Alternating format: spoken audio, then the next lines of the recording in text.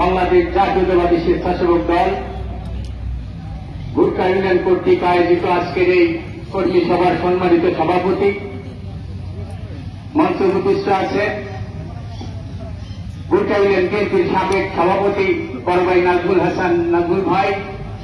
মঞ্চে উপস্থিত আছে গুরকা ইউনিয়ন বিএনপির সাবেক সাধারণ সম্পাদক বন্ধুবর দুলাল উদ্দিন। মঞ্চে উপস্থিত আছেন সলঙ্গা থানা ছাত্র দলের সাধারণ সম্পাদক ছোট ভাই সুজন।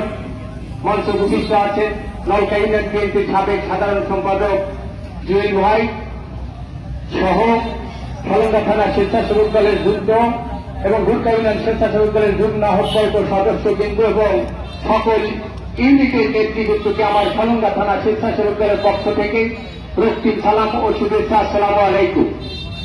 সংগ্রামী ভাইরা, আজকে গুরকা ইউনিয়নের 4-5-6 ওয়ার্ডে ওয়ার্ড কমিটি করা হবে। সেই কমিটিতে কারা আসবেন?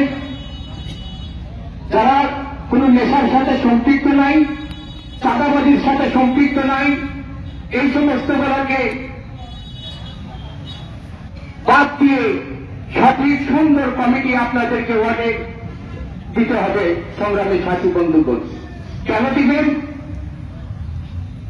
যাদের দিয়ে দলের ভাবমূর্তি নষ্ট হবে, যাদের জন্য দলের ভোট নষ্ট হবে, তাদেরকে কমিটিতে আনা যাবে না। সুন্দর সুশৃঙ্খল লোকজন দিয়ে আপনারা সুন্দর করে এই ওয়ার্ড কমিটিগুলো দেবেন, এই প্রত্যাশা রাখছি। আমি আরেকটি কথা বলি, আপনারা জানেন 1971 যখন এই দেশ স্বাধীন হয় তখন সেই স্বাধীনতার বিরোধিতা একটি দল করছিল। এখন আমি একটি শর্টকাটে একটা কথা বলি, এইখানে আপনারা এইপি স্কুলটা করছেন। এই স্কুলটা প্রতিষ্ঠা করার লগ্ন থেকে আমি এর সাথে বাধা দিতে এখানে স্কুল করতে দেব না এবং এইটা নিয়ে সকলের সাথে জ্ঞানদাম হয়েছে। তারপরেও আপনাদের চেষ্টায় স্কুলটা হয়ে গেছে। এখন এই স্কুল হওয়ার পরে আমি এসে বাদ ধরছি কি যে এই স্কুলের যে ম্যানেজিং কমিটি হবে সেই কমিটির সভাপতি আমাকে দেওয়া লাগবে। আপনারা কি দিবেন? কেন দিবেন না? এই স্কুলটা হওয়ার থেকে শুরু থেকে আমি তার বিরোধিতা করছি। 1971 যারা এই দেশের স্বাধীনতার বিরোধিতা করল, আজকে তারা এসে বাংলাদেশের নেতৃত্ব দিতে চায়। আপনারা একটি ভিডিও দেখেছেন, জামাতের যে প্রতিষ্ঠা করেছে আবুল আলম, হ্যালো, সমাজের যে প্রতিষ্ঠাতা আবুল আলম মদনী, ওনার 9টা সন্তান, 9টা ছেলে সন্তান।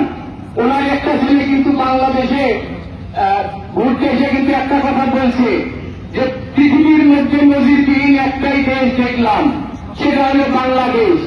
1971 যে দেশের স্বাধীনতার বিরোধিতা করল জামাত, সেই বাংলাদেশে আজ পর্যন্ত রাজনীতি করে উনি নিজেই অবাক হয়ে গেছে। উনি আরেকটি কথা বলছেন যে জামাতের রাজনীতি হতেছে ড্রাগ বা হিরোইনের মতো। যদি একটা লোকের যদি 5টা সন্তান থাকে, উনি যদি এই ড্রাগ বা হিরোইনের ব্যবসা করেন, উনি কিন্তু কখনো বলবেন না যে তোমরা আসো এই হিরোইনের ব্যবসা আমি করি, তোমরা হিরোইন খাও বা তোমরা এই ব্যবসা করো। তাই উনি বলছে যে জামাতের প্রতিষ্ঠাতা আমার বাবা হলো, উনি কোনদিন আমাদেরকে বলেন নাই যে এই বইটা পড়ে এটা জামাত সংগঠনের বই বা তোমরা এসে জামাত করো। আমি আপনাদেরকে একটি কথা বলি, সেটা হচ্ছে স্বাধীনতার 50 থেকে 55 বছর হয়ে গেছে। যারা মানবরূপে এখানে আছেন, স্বাধীনতার এই 50-55 বছরে জামাত এই দেশের কোন ভূমিকাটা রাখছে একটা দেখান, একটাও নাই। আজকে তারা মাঠে যায় ভোট চায়, একটি কথা ঠিক ক্লিয়ার বলে, সেটা বিসমিল্লাহির রহমানির রহিম যখন বলে এইটাই ঠিক। এরপরে যদি একটা সত্য কথা বলে মানুষকে ভুল না বুঝে যদি ভোট চাওয়ার কোন যদি আপনাদের হতে অবস্থান থাকে, সেটা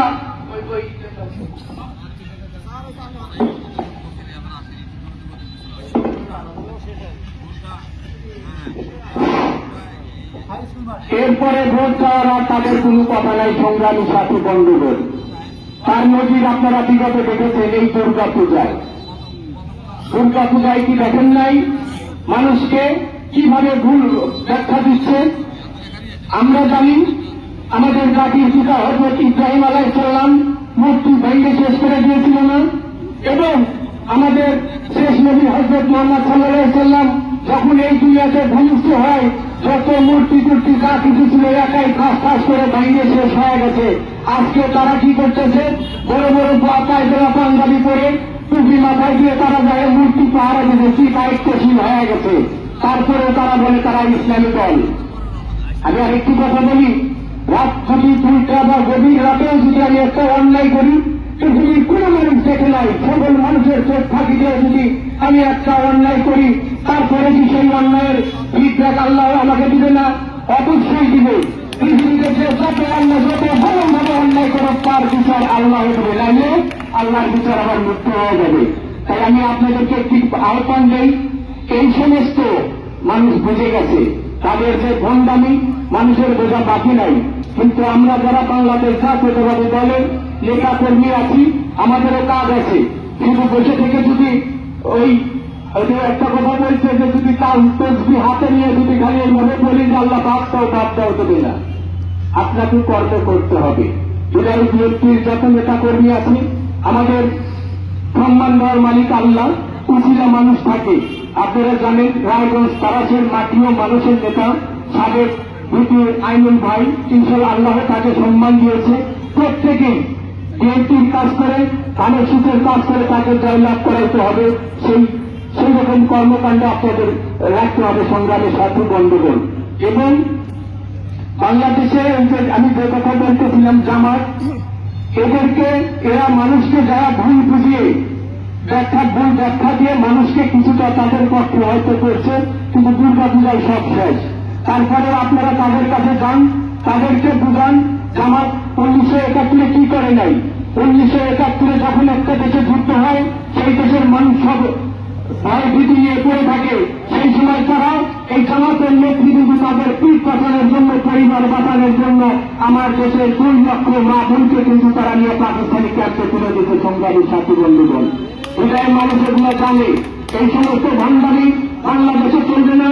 যেভাবে আপনারা সৈরাচার শেখ হাসিনা 17 বছর এই দেশের মানুষের বুকে চেপে বসেছিল, আপনাদের আন্দোলন সংগ্রামের মধ্য দিয়ে সেই সৈরাচারকে যে আপনারা প্রতিহত করেছেন, আগামী দিনে যারা এইরকম ভোটামি করবে, বাংলাদেশ নিয়ে ষড়যন্ত্র করবে, আমরা সকলে ঐক্যবদ্ধ হয়ে এই সমস্ত বন্ধুদের এই বাংলাদেশ থেকে বিতাড়িত করব। আজকে যারা এখানে এসে এই প্রোগ্রামটি সুন্দর সফল করেছেন, সকলে সুস্বাস্থ্য এবং দীর্ঘায়ু কামনা করে আমি আমার সংক্ষিপ্ত বক্তব্য এখানে শেষ করছি। আসসালামু আলাইকুম ওয়া রাহমাতুল্লাহ।